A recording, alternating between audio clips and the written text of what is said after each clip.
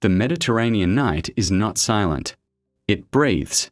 The cold February wind moans through the rocky crags of Elba, carrying the scent of salt and pine. Waves claw at the pebbled shore of the Porto Bay, a rhythmic, relentless hush. And on the deck of the brig Inconstant, a man stands perfectly still, a silhouette against a sky dusted with indifferent stars. He is waiting. The only sound is the creak of tarred rope and the nervous shuffle of boots on deck. Below, in the hold, crammed onto every available inch, are over 1,000 men. They are not breathing. They are holding their breath. A single cough, a dropped musket, a lantern lit too soon, and the entire audacious, treasonous dream ends here, against the guns of the British and Austrian ships anchored just beyond the point. The man checks his pocket watch. The face is invisible in the dark. He feels the time. This is the moment. The escape has begun, but the trap is still all around them. One signal, and the empires of Europe will descend to crush him, Napoleon Bonaparte, the fallen emperor, for a second and final time. 300 days earlier, he arrived on this island a conquered man. The year is 1814. The once master of Europe is now its most notorious prisoner. The Treaty of Fontainebleau granted him sovereignty over Elba, a mockery of an empire 12 miles long, with a population of 12,000 fishermen and farmers. He is given a title, Emperor of Elba. It is a bitter punchline. The great powers, Britain, Austria, Prussia, Russia, breathe a sigh of relief. The Corsican ogre is caged. They watch him, of course. A British commissioner, Sir Neil Campbell, is his benign jailer. Austrian and French agents linger in port taverns, their ears tuned to gossip. But their vigilance fades with the sun. To them, Elba is a rock. Napoleon is a finished man. They are wrong. From the moment his foot touches the dock, Napoleon is rebuilding. Not just a life, a legend. He smells the dust of the crumbling Palazzo dei Mulini, his new imperial residence, and orders it scrubbed, painted, furnished. He reorganizes the island's mines, its roads, its laws. He drills his personal guard, a motley force of old guardsmen who followed him into exile, Polish lancers, and local volunteers, with the same precision he used at Austerlitz. The sound of their marching echoes through the hills, a constant, unsettling drumbeat for the watching agents. He is a whirlwind in a teacup, but his eyes are always on the horizon. He reads newspapers from Paris, his fingers leaving smudges on the cheap paper. The news is a tonic. The restored Bourbon king, Louis XVIII, is clumsy, arrogant. The French people, who bled for glory and code law, chafe under the old regime's return. The victorious allies are squabbling over the spoils in Vienna like thieves in a cellar. The cage, he realizes, is not made of iron, but of perceived opportunity. And it has a door. The plan is born not in a single moment, but in the quiet desperation of exile. It lives in whispered conversations during evening promenades with his mother and sister. It's in the coded letters smuggled out by loyalists. It's in the meticulous observation of Sir Neil Campbell's habits, the Englishman's fondness for trips to the Italian mainland to see a certain Contessa, his growing boredom, his belief that the tiger's teeth have been pulled. Napoleon knows he must move when Campbell is absent. The winter of 1815 provides the perfect alibi. Rough seas, infrequent communication. The pieces slide into place with chilling calm. First, the ships. The Inconstant is refloated and repaired for coastal duty. Its hull is painted to resemble a British brig. Other, smaller vessels are gathered. The Caroline, the Saint-Esprit. Their holds are secretly stocked with water, wine, salted meat, and cartridges. The activity is masked as routine maintenance, Elban trade. Then, the men. The old guard is told to prepare for an inspection. They know. The glint in their emperor's eye is a language they never forgot. They polish buttons that have gone dull, check flints, pack their ragged uniforms with the care of priests preparing relics. But 1,000 men cannot simply vanish from an island. Napoleon creates a masterpiece of misdirection. He orders public celebrations, a carnival, to explain any gathering crowds. He spreads rumors he is preparing for a journey to the mainland, to kidnap the Pope, to raid Barbary pirates. The whispers are wild, contradictory, designed to confuse. He hosts a ball. The music from the palazzo drifts down to the port, a signal of normalcy, of frivolity. The Austrian spy, Herr Kohler, watches the dancing emperor and writes a reassuring dispatch. He seems resigned to his fate. On the night of February 26, 1815, the charade ends. The ball is over. The last guest has stumbled home. The wind has shifted. It is now a libeccio, a southwesterly, perfect for a dash to the French coast. Napoleon changes from his green uniform of the chasseurs of the guard into the simple grey overcoat of the inconstant. He gives a final, silent look at the sleeping palazzo. Then he descends to the port. The scene is one of controlled chaos, lit by shrouded lanterns. 1,000 soldiers, their faces tense in the gloom, file onto the 7 waiting vessels. They move like shadows, their boots muffled by sacks, their weapons bundled. The only voices are the hissed orders of the officers. The air is thick with the smell of damp wool, sweat, and tar. Napoleon boards the inconstant. His presence is electric. Men straighten as he passes, though he says nothing. The last boats are loaded. The cables are slipped. The sails, dark patches against a darker sky, are unfurled. They catch the wind with a series of soft, thunderous snaps. And then they stop. The flotilla drifts, silent, just outside the harbour. The wind dies. A dead calm. On deck, Napoleon's face is a mask. Inside, a storm. Every minute stuck here is a minute closer to discovery. Dawn will expose them, trapped within sight of their own prison.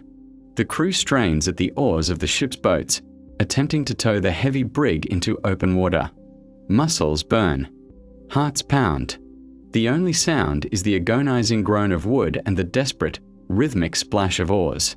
The escape, so brilliantly planned, is being strangled by the whims of the sea. The night stretches, thin and taut. The inconstant moves at the pace of a dying man. Every creak of the tow line feels like a shout. To the east, the blackness begins to dilute, a hint of charcoal grey seeping into the sky. Panic, cold and sharp, rises in the throats of the officers. They glance at their emperor. He stands at the rail, a statue, staring into the retreating darkness as if commanding it to stay. Then, a sigh. A whisper of cool air touches the back of his neck. The sails, limp as shrouds, flutter. The whisper becomes a breath, the breath a steady, firm gust. The libeccio returns. It fills the canvas with a profound, beautiful groan, and the brig heels over, surging forward into the open sea. Elba shrinks behind them, a hulking shadow swallowed by the pre-dawn gloom. They are away. But the sea is not empty. It is a highway patrolled by his jailers. The first test comes with the dawn's pale light. A sail on the horizon. The lookout's cry is a dagger. A French royalist brig, the Zephyr, is bearing down, curious about this odd flotilla. On the inconstant, men scramble below decks. Muskets are gripped. The few Polish lancers lie flat, their uniforms hidden. Napoleon remains in his cabin, out of sight. The captain, a man of steady nerve, hails the Zephyr. He claims to be transporting wine and oil from Elba to Genoa. He uses the name of a known Tuscan merchant. The ruse is thin. The captain of the Zephyr could demand to board. He could recognize a face. He hesitates. The wind is fair, his course is set. With a casual wave, he turns his ship away. On the inconstant, 1,000 held breaths are released in a collective, silent shudder. The emperor has passed through the first gate. For 2 days and nights, the tiny fleet sails north, a desperate speck on a vast, hostile sea. They avoid major shipping lanes. They eat cold rations, speaking in hushed tones. Napoleon pores over maps, not of military campaigns, but of coastal inlets. His destination is not a grand port, but a forgotten stretch of the French Riviera near Antibes, the Gulf Juan. It is a fisherman's coast, poorly watched. On the morning of March 1st, the rugged, pine-clad hills of France rise from the sea mist. The scent changes, from open ocean to the thyme and rosemary of the Provençal Marquis. It is the smell of home, but it is also the smell of treason. Landing here is an act of war. The boats grind onto the beach of Golfe-Juan. The pebbles crunch under boot heels for the first time in 10 months. There is no ceremony, no cheering crowds, just a handful of bewildered fishermen mending nets, their faces frozen in disbelief. This is the moment of maximum vulnerability. A single gendarme with a modicum of courage could arrest him. Napoleon's force is 1,000 strong, but they are on foreign soil, deep in royalist territory. He orders his men to light a large bonfire on the beach. The signal is for the rest of the flotilla, but it feels like a beacon announcing his arrival to every authority in France. They bivouac in an olive grove. The air is cold. Men huddle around small fires, the smoke stinging their eyes. They are invaders in their own country. Napoleon makes a critical, symbolic decision. He will not take the direct route north through Provence, a region known for its royalist sympathies. Instead, he will march into the mountains, along the treacherous route Napoleon. It is a path of sheer audacity. The Alps in early March are a killing field of snow and ice, but it is the road of poets and shepherds, not kings and soldiers. It is a road the Bourbons will not think to block. As his column forms up on the narrow road out of Caen, he turns to his small army. His voice, often described as thin, cuts through the mountain air. Soldiers, I am your emperor. Do you recognize me? If there is one among you who would kill his general, his emperor, here I am. It is not a question. It is a challenge. 1,000 bayonets are raised in the grey morning light. The response is a roar that echoes off the stone faces of the mountains. Vive l'Empereur! The gamble has moved from the sea to the land. The escape is over. The invasion has begun. But this is not a military campaign. It is a psychological blitzkrieg. He understands that France will not be conquered by 1,000 men, but by an idea. He forbids his soldiers from firing a single shot. The eagle will fly from church steeple to church steeple until it reaches the towers of Notre Dame, he declares. They will advance not as combatants, but as a spectacle, a rumor given flesh. The news of his landing spreads ahead of them, carried by terrified magistrates and astounded peasants, moving faster than any royal courier. It mutates with each telling. Napoleon is back with an army of millions. The Bourbons have fled. The reality on the ground is a tense, silent parade. They march through sleeping villages at dawn. The only sounds are the tramp of boots, the jingle of harnesses, the wind in the pines. Shutters crack open. Faces appear, pale with shock. In the town of Gap, the local garrison, ordered to resist, lines the square. Their commander gives the order to fire. The troops level their muskets at the small, familiar figure in the grey coat. A heartbeat passes. Then, too, the silence is absolute. Not a single trigger is pulled. The muskets are lowered. The royal troops break ranks, not to attack, but to join the march. It is not a battle. It is a conversion. In Grenoble, the first major city on his path, the real test awaits. The gates are barred. The walls are manned by the 5th Regiment of the Line, professional soldiers loyal to the king. Napoleon approaches alone. He walks within musket range, stops, and opens his greatcoat. "Soldiers of the 5th," he shouts, "if you want to kill your emperor, here I am." A terrible pause hangs in the air. Then, a single cry from the wall, "Vive l'Empereur!" It becomes a chant, a crescendo. The gates are not broken down. They are thrown open from within. The soldiers swarm out, tearing the white Bourbon cockades from their charros, replacing them with the tricolour. That night, writing by candlelight in the prefect's mansion, Napoleon tells his brother, "Before Grenoble, I was an adventurer.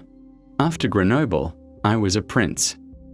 The news, now a tidal wave, crashes into Paris. King Louis XVIII, ensconced in the Tuileries, tries to project calm. At the theatre, he makes a show of attending a performance. But the laughter in the audience is forced, the applause brittle. The city smells of fear and anticipation, the ozone scent of coming lightning.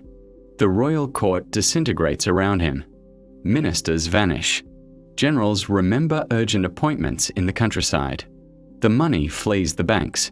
In his study, the king reads increasingly frantic dispatches. Napoleon is at Lyon. Napoleon is at Auxerre. He is moving not like a man, but like a season, inevitable and unstoppable. The final, humiliating report arrives. The army sent to stop him, commanded by Marshal Ney, who had vowed to bring Napoleon back to Paris in an iron cage, has instead embraced him, adding its thousands to the swelling tide. The cage, it seems, was meant for a different prisoner. On the evening of March 19th, the air in Paris is thick with the scent of melting candle wax and damp wool. The Tuileries Palace, a symbol of Bourbon restoration for less than a year, is in a state of quiet, frantic decomposition. Servants stuff silverware into sacks, not for polishing, but for flight. Courtiers' carriages, loaded with trunks, clatter over the cobblestones toward the Saint-Denis gate. King Louis XVIII, his gout-swollen legs cumbersome, is helped into his coach. He attempts dignity, but the haste is undignified.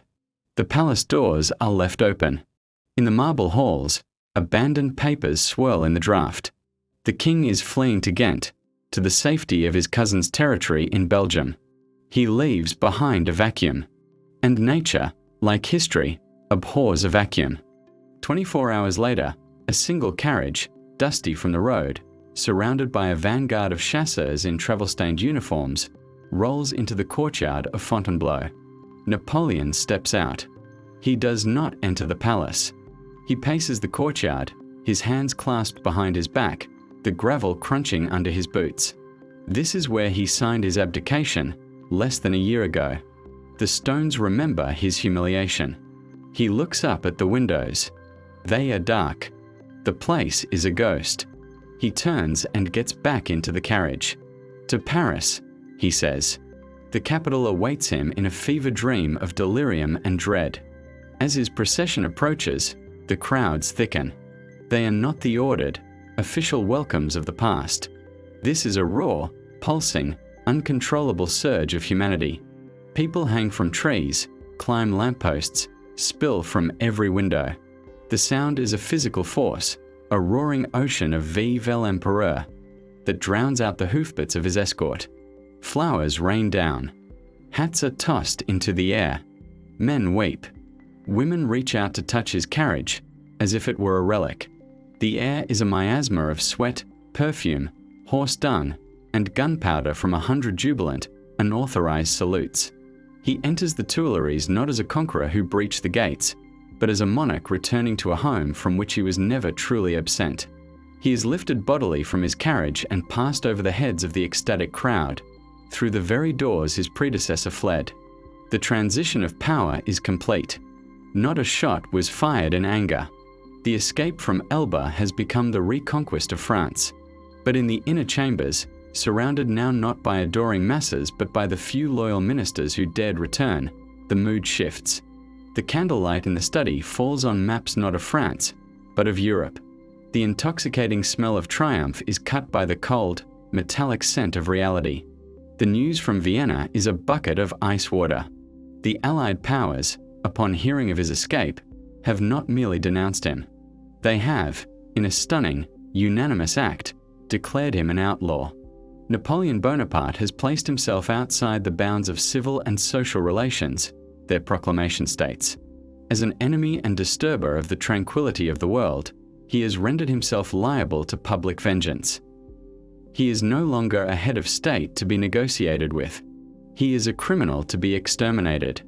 The combined armies of Britain, Prussia, Austria, and Russia are already mobilizing. They will descend on France with a force dwarfing anything he can muster. The 100-day reign begins under the shadow of a coming avalanche. The energy in Paris is now manic, a desperate sprint to rebuild the war machine. The factories of Charleville and Liege are ordered to produce muskets day and night. The forges hammer endlessly, the clangor constant, urgent heartbeat of the capital. Conscription notices are posted. The young men of France, who had just begun to hope for peace, are called to the colors once more. But the spirit is different. The glorious sheen of the empire is tarnished. Many come, but not all cheer. There is a hesitation, a fear in the eyes of the people that Napoleon, in his bubble of restored majesty, chooses to ignore. He works 20 hours a day, dictating letters, reviewing dispositions, trying to conjure an army from memory and willpower. He smells not the victory, but the ink of his decrees and the dust of the archives. The intoxicating scent of the marquis and the sea air of golf wine is gone, replaced by the stale air of a palace under siege. Meanwhile, across the Channel and the Rhine, the drums beat a different rhythm. The Duke of Wellington, the methodical, unflappable Anglo-Irish aristocrat, assembles a polyglot army in Belgium. To the east, the methodical, vengeful Prussians under Field Marshal Gebhard von Blücher mass their forces. Their strategy is simple, brutal, and born of bitter experience. Stick together and crush Napoleon between them. The Europe that had squabbled in Vienna is now united by a single, visceral hatred. The Corsican adventure has fused them into a coalition of vengeance. Napoleon knows he has one chance, to strike before this pincer closes. In early June, he slips away from Paris, north towards the frontier. His army, the Armée du Nord, is his last great masterpiece, a force of 125,000, a blend of grizzled veterans and wide-eyed conscripts. On June 15th, he crosses the Sambre River into Belgium. His plan is a classic of divide and conquer. Smash Blücher's Prussians, wheel, and destroy Wellington. The first act works with terrifying efficiency. At Ligny, on June 16th, he delivers a brutal beating to the Prussians. The battlefield that night is a landscape from hell. The summer wheat is trampled into bloody mud. The air reeks of spent gunpowder, crushed crops, and the coppery, sickening smell of blood. The wounded cry out in the darkness, a chorus of agony under a moon obscured by smoke. The Prussians retreat, broken, but they are not destroyed. Blücher, battered and bruised, gives a pledge that will echo through history. We must not lose touch with Wellington. He retreats, not east towards his supply lines, but north towards his ally. Napoleon, believing the Prussians are finished, turns his focus to the Englishmen. He sends a third of his army, under Marshal Grouchy, to pursue the Prussians and keep them separated. It is a fatal miscalculation. Grouchy, a capable cavalryman, will follow the letter of his orders, not the spirit of the campaign. He will chase shadows, while the real Prussian army, a wounded but furious beast, limps and staggers its way north to keep its promise. The stage is now set for a field in Belgium, just south of the village of Waterloo. The morning of June 18th dawns not with clarity, but with a low, oppressive sky and a soft, soaking rain. The ground is a quagmire. Napoleon delays his attack, waiting for the earth to dry enough for his artillery to maneuver. That delay is a gift to Wellington, the master of defensive warfare. The emperor, suffering from agonizing hemorrhoids and a crushing sense of urgency, surveys the Anglo-Allied lines from a ridge near the farm of La Belle Alliance. He is uncharacteristically lethargic. The brilliant, intuitive general of Marengo and Austerlitz seems clouded. At noon, he finally gives the order. The great battery of 80 guns opens fire, a sound like the earth tearing itself apart. The attack begins. What follows is not a masterpiece of tactics, but a brutal, slogging battle of attrition. Charge after charge is thrown at Wellington's unbreakable squares. The fields become a slaughterhouse. The mud is churned to a pink gruel. The smell is unforgettable: wet wool, burning grass, cordite, and the gut-churning stench of open bodies.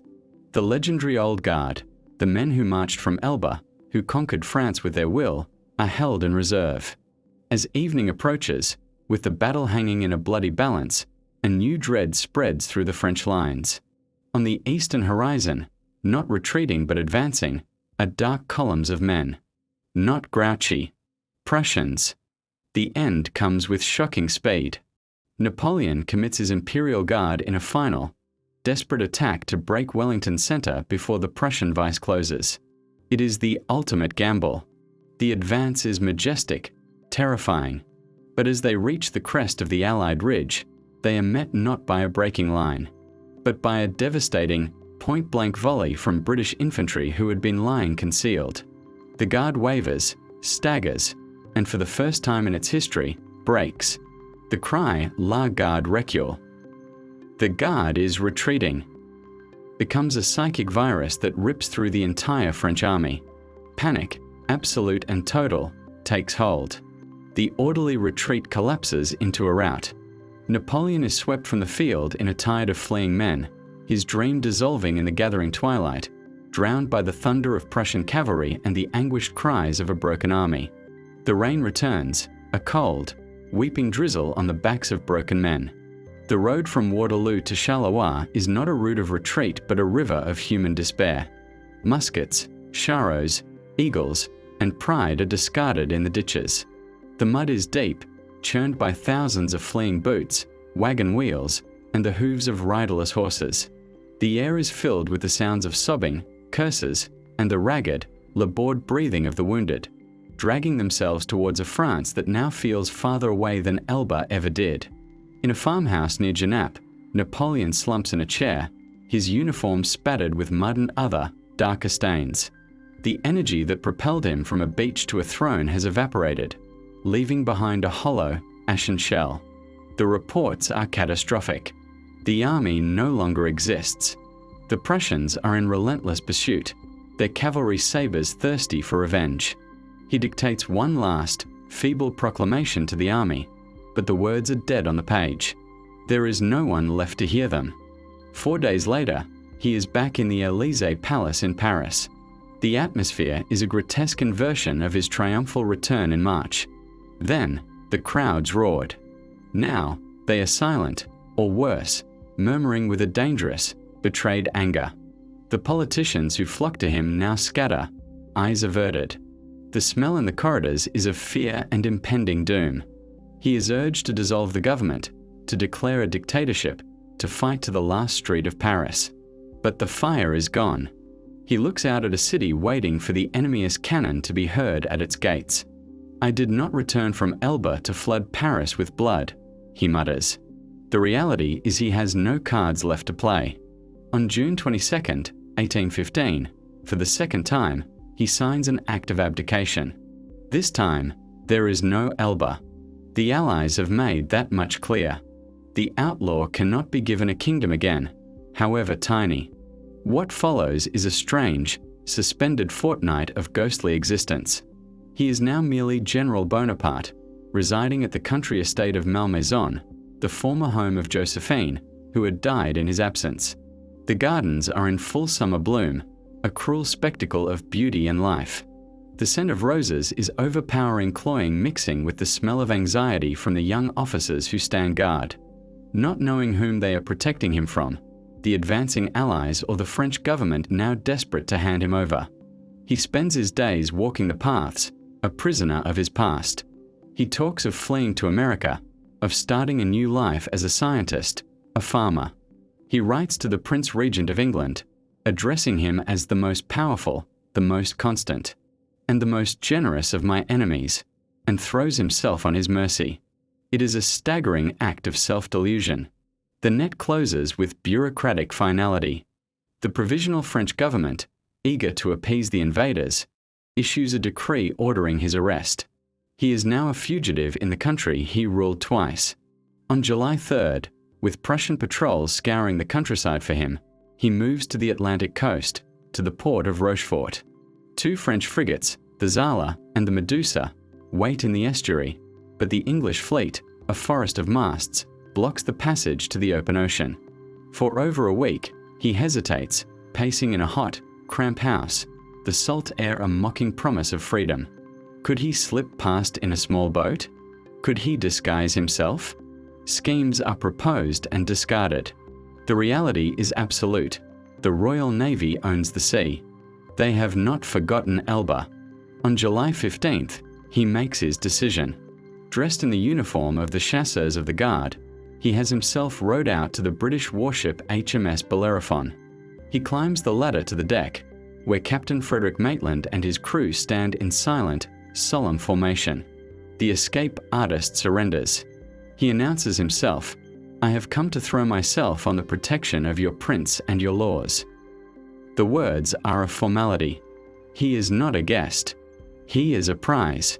The smell here is of British tar, Navy rum, and clean, disciplined hemp. It is the smell of a different kind of power, patient, oceanic, and implacable. As the ship sets sail for England, he stands on the quarterdeck, watching the coast of France shrink for the last time. The voyage from Elba was one of hope and daring. This voyage is into a permanent twilight. The British public is electrified.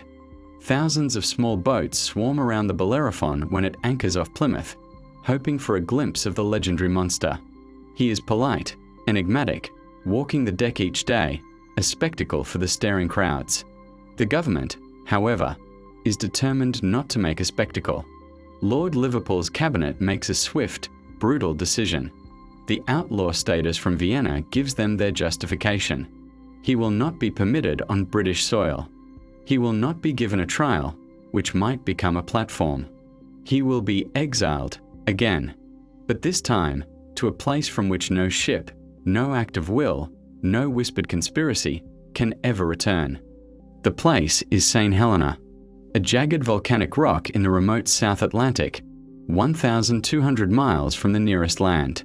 It is described by one of his future companions as the ugliest and most dismal rock conceivable. It is Elba's nightmare reflection, smaller, more isolated, and guarded by the most powerful navy on Earth. On August 7th, he is transferred, under cover of darkness and with a profound, symbolic humiliation, to the warship HMS Northumberland for the 10-week voyage to the end of the world. The final escape attempt is over. In its place begins the long, slow entombment. He arrives at St. Helena in October and is installed in a damp, wind-scoured house called Longwood. It is perpetually shrouded in mist and cloud.